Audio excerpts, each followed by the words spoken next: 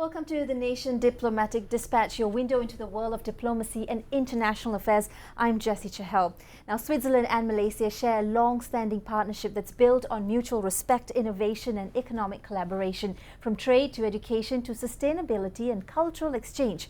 Both nations continue to deepen their engagement on multiple fronts.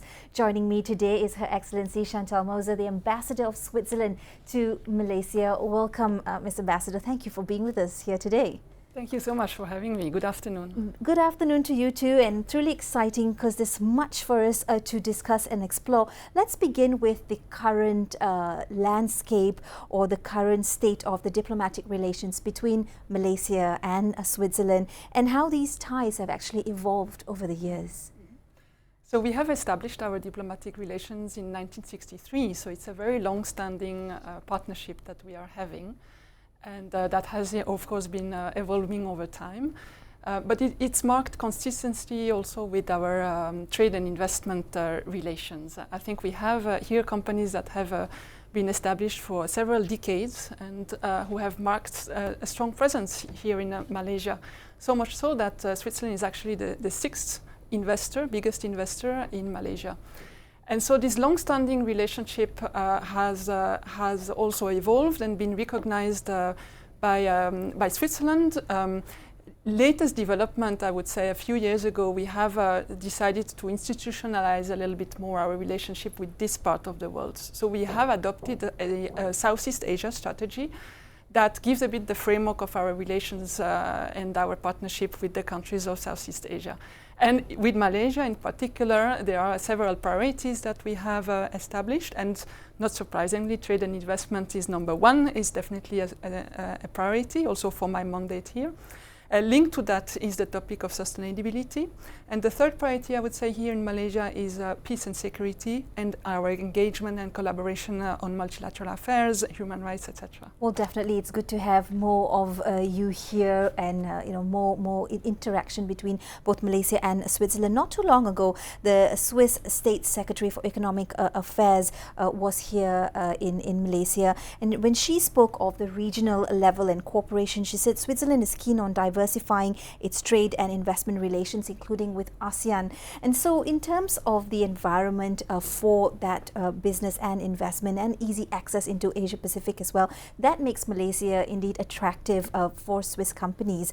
From your perspective, what specific factors continue to draw the interest of Swiss investors and businesses to Malaysia today? Yeah. No, absolutely. And so I arrived here in Malaysia in January. And over the last few months, I had the opportunities to engage a lot with the Swiss companies that are here. I was also invited several times to visit some of these companies that I mentioned before that have been here for a while or that have invested significantly here in Malaysia. And so we always discuss also what is or how do they perceive the business and investment climate in Malaysia. And I get very positive feedbacks from these companies. They often mention that they decided to invest in Malaysia also because of this geographical position and potential for being a manufacturing hub for the region. So it's not only the bilateral trade back and forth Switzerland and Malaysia, but also having a presence here to cover the wider region. Of course, Malaysia has a lot of very positive elements, such as an excellent infrastructure, very good and talented workforce, English-speaking colleagues, and a relatively stable political environment, which gives confidence also to our companies. Well, it's almost coming up to a year almost since you've arrived here in Malaysia. What have been your thoughts so far about expectations versus reality? I'm very happy to be here. I really wanted to come to Malaysia, and it's been a very good year. So very dynamic, very positive. I think I could mention, particularly for this year, we achieved 2 milestones. So the first one, important one, is the conclusion of our free trade agreements between the EFTA states. So EFTA is Switzerland, Norway, Iceland and Liechtenstein, and Malaysia. So we concluded technically in April, and then we signed the agreement in June, and this is now undergoing the ratification process in our respective countries. But this is certainly a very important milestone, especially amid the current headwinds that we have in global trade. So not only is it a very positive achievement for our both bilateral economic relations, but it's also a strong signal that Malaysia and Switzerland and the EFTA countries are in favor of an open, rules-based trading system. So that's the first milestone. And the second milestone for this year is, of course, Malaysia's chairmanship of ASEAN. And Switzerland has been a sectoral dialogue partner for almost 10 years. Next year we will celebrate the 10th anniversary with ASEAN. And this partnership and this dialogue status that we have opened us the door also thanks to Malaysia's invitation to attend this year the Foreign Ministers meeting in July and the Economic Ministers meeting in September. I just want to sort of step to the side for perhaps to the world. The common notion is that Switzerland does not interfere. And also we were speaking slightly before this interview, and you mentioned that it has been a busy year, although there has not been much noise about it. There's been work that's been done quietly, a lot of hard work, but it's been done quietly. What do you say of Switzerland now in this, given the global headwinds and what's happening internationally as well? Where do you think Switzerland is taking a stand, in what terms and how loud? Well, it's not in our DNA to be particularly loud, I would say. We are a country that likes, especially in diplomacy, to do quiet work but efficient work. We are also well known in our foreign policy for the policy of good offices. This is not directly related to our conversations on trade and investment, but Switzerland is doing a lot in terms of good offices, mediation activities, but this is a very quiet topic that we don't really talk a lot about it. We have always followed a strategy of trade diversification. We are probably one of the countries that has one of the broadest network of free trade agreements. So this is not new with these current developments and headwinds that I mentioned before. With Southeast Asia in particular, we have already concluded agreements with a number of countries, with Singapore, Philippines, Indonesia, Thailand that we signed this year, and now Malaysia. So it's very positive that Malaysia is also in this group of countries. And we have ongoing negotiations with Vietnam. And so this is part of a diversification strategy that we have been implementing for a number of years. Also because Switzerland is characterized by being relatively small in terms of number of inhabitants. We are a relatively big player when it comes of the economy. But we are open and export-oriented. So our economy really much depends on our capacity to trade with partners abroad. First and foremost, of course, with our European partners. We are geographically located in the middle of Europe, so the European Union is our biggest trading partner, but then followed by others, United States, China, and ASEAN is also an important bloc. Absolutely. Then there is a strong presence here in Malaysia, because Malaysia is currently the second most important location for Swiss direct investment in Southeast Asia. That's just after Singapore, with around 170 Swiss-linked companies employing more than 25,000 people here. So that's a considerable amount. What does this tell us about Switzerland's long-term confidence with Malaysia? I think the fact that these companies have been here for a while is a testimony of their ease of doing business here in Malaysia, and that's very positive. We, as a government, our objective is to give them the best possible framework conditions. And this is why instruments such as the free trade agreements are important instruments. And we are also still negotiating an upgrade of the investment protection agreement, and hopefully this will be concluded this year as well. And this goes hands in hand to give the companies this legal certainty and predictability that they are looking for when they are investing or when they are choosing their trade partners. So the big names are here, those that you mentioned, the 170 companies that we have, and they are expanding, they are growing their business if they feel confident to do so. Now, our backbone in the Swiss economies is also the SMEs, the small and medium enterprises. And these are those companies that I believe with the conclusion of the free trade agreement, we can really untap a potential which exists and which is there. And signing is a good thing, ratifying is important, and then we really need to work hard on the implementation of this agreement and making sure that the companies make use of the facilities provided by this agreement. That's right. We still speak about trade and investment, and just to give a comparison, Switzerland's main exports to Malaysia include machinery, pharmaceuticals and even chemical products, while Malaysia's exports to Switzerland largely consist of electronic devices and machinery. How do you see this trade structure evolving and progressing in terms of technology and other areas as well? I think the sector that you mentioned for the Swiss exports to Malaysia reflects our strengths in our exports worldwide. This is pharmaceutical chemicals, as you mentioned, machinery, instrument of precision, high-tech segments of these sectors. So for Malaysia, I believe this is very complementary also what Malaysia is trying to achieve in going up the value-added chain in some of the sectors that Malaysia is very strong at. For example, the semiconductor industry, and we have already a number of companies that are investing here in Penang and elsewhere in Malaysia in this segment. And I think there's a potential also to do more. It also reflects the wide diversity of our economy. So we are not an economy specialized in 1-2 sectors. We cover a very broad area, usually, as I mentioned, in the high-tech segment, in the highly innovative products. This is the strength of Switzerland. We are consistently ranked at the top of all sorts of innovation and competitiveness index, and this is thanks of this innovation capacity of our companies. Also thanks to the ecosystem that we have in Switzerland, where the private sector invests heavily into R&D, research and development, and we have the close collaboration also with the universities and research sector. And I think this is also positive in the development of our relations with Malaysia, and I'm sure we're going to come back on that. That's right. Now, we recently witnessed the signing of the EFTA-Malaysia Economic Partnership Agreement, or otherwise known as MIPA, very simply. That's a milestone that has already led to an increase in Swiss investment in the country. From your understanding and your perspective, what does this agreement signify for both countries, Switzerland and Malaysia, and what factors really and truly have driven this renewed investor confidence, aside from some of the points that you have highlighted? Well, in my opinion, it's a bit early to say that there is a direct link between the signature and the investment. It's just the time lapse is quite short.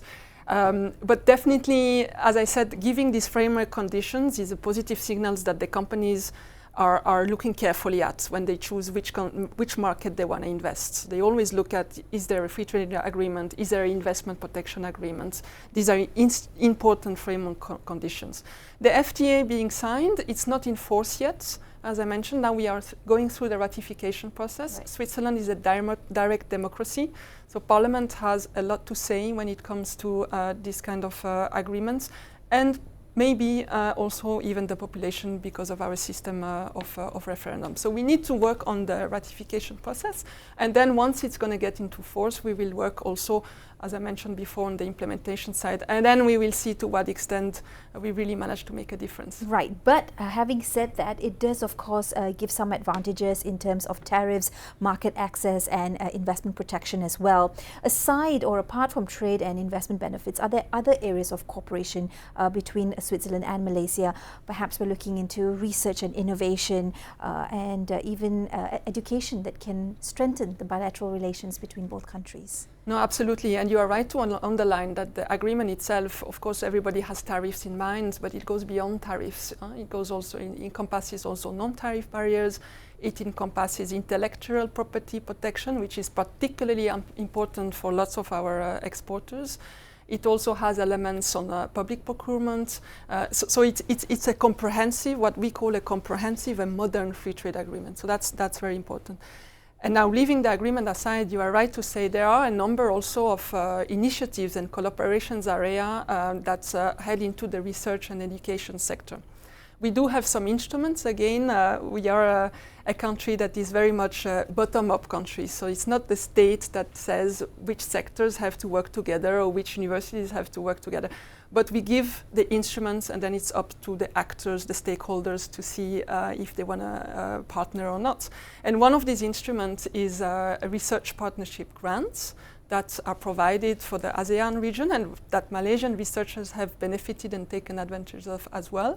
Another instrument is the so-called Excellence Scholarship, which is scholarship for Malaysian researchers to pursue their research in Swiss academic institutions, which are one of the often ranked also as top universities. We have, and I've been talking to a number of universities here who have some sort of collaboration also with the Swiss universities. It's impressive when we get to realize how much is actually going on, and often it's a people-to-people relationship. They have met somewhere at a conference and then they decided to do a joint publication. Right. And then from these initiatives, we develop some sort of a collaboration. That's right. Now we come back to ASEAN, of course, and Switzerland has expressed strong interest in deepening engagement within ASEAN. That's a region that's projected to become the world's fourth largest economic bloc by the year 2030, so not long from where we are as well. Now, Switzerland, being heavily dependent on international trade, wants to intensify more relationship and strengthen its presence here in ASEAN. What are some key motivations behind this, looking at the regional bloc? Is this a renewed focus, and how does Switzerland view ASEAN's growing economy? No, absolutely, you're right, and what you are saying is exactly part of our reflection. So ASEAN is a very dynamic region. It's a growing region. It's a population of 700 million people, a young population, very dynamic, with growth performances that are impressive. And so we have started working with this region already a while ago, and in the framework of our partnership with ASEAN, we also have cooperations programs ongoing that cover a wide range of areas. Trade and investment, yes, but also other things like cooperation in disaster risk management, cooperation in climate change, in research, in vocational and professional training, which is something that Switzerland has a big expertise in. And so we beyond the trade and investment, we believe we can partner up on a number of these topics. Peace and security is another one. We also have developed specific instruments of collaboration in the economic affairs area, again between EFTA and ASEAN. And we will now work on implementing this strong collaboration. And it was not too long ago that both the Comprehensive and Progressive Agreement for Trans-Pacific Partnership, the CPTPP, and the RCEP, the Regional Comprehensive Economic Partnership, was suggested to Switzerland. At that point, we understood that Switzerland would be considering these partnerships. Is there a position at this point of time or a particular decision? So no, unfortunately, there's no decision made yet. We have been approached by a number of partners on this. We are in the process of analyzing it seriously and thoroughly in Switzerland to see what are the opportunities coming out of this. So no decision has been made so far.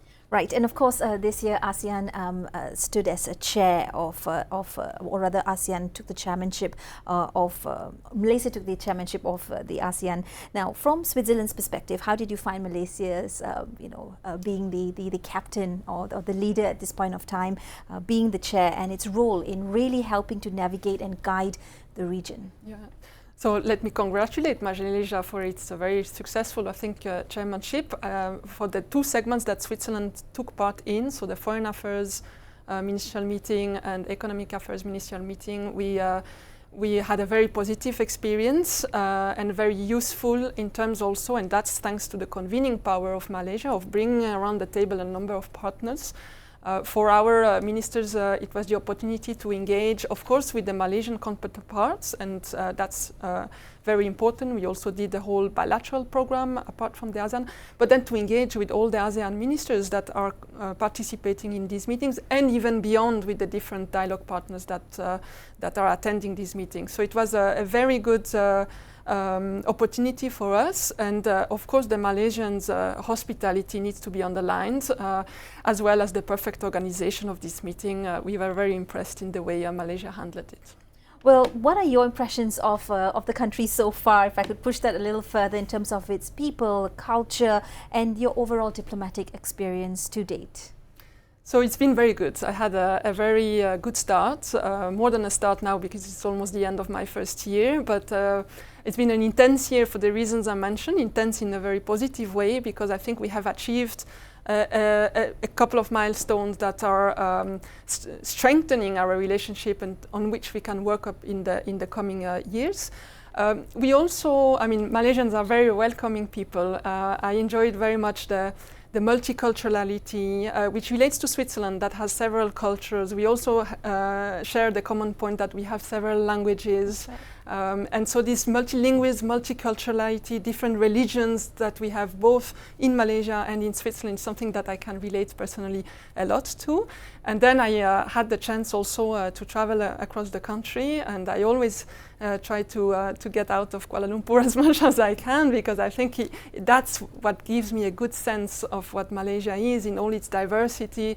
And so I had the chance to visit several states and to travel a bit in Malaysia, in the country, and I look forward to the few years I have to really explore a lot more. Definitely a lot to explore, to take in with the sights and taste and whatnots. Just to jog back a little bit to the Swiss State Secretary's visit here not too long ago, in which it was highlighted that Switzerland had concluded successfully FTAs with a couple of countries. We're looking at Singapore, the Philippines, Indonesia, and of course now with Malaysia as well. What lessons has this been for New Zealand, or what lessons has it taught Switzerland, excuse me, in terms of partnerships that could strengthen future collaborations as Switzerland looks to work with not just Malaysia but with the region as well?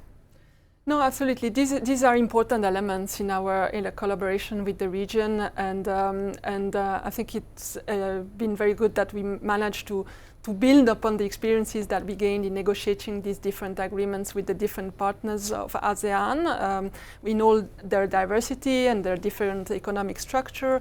As I said, Vietnam is still on the way, and this opened doors to new forms of collaboration that we will certainly also exploit. And very quickly, are there a few key areas that Switzerland wants to prioritize when dealing with Malaysia?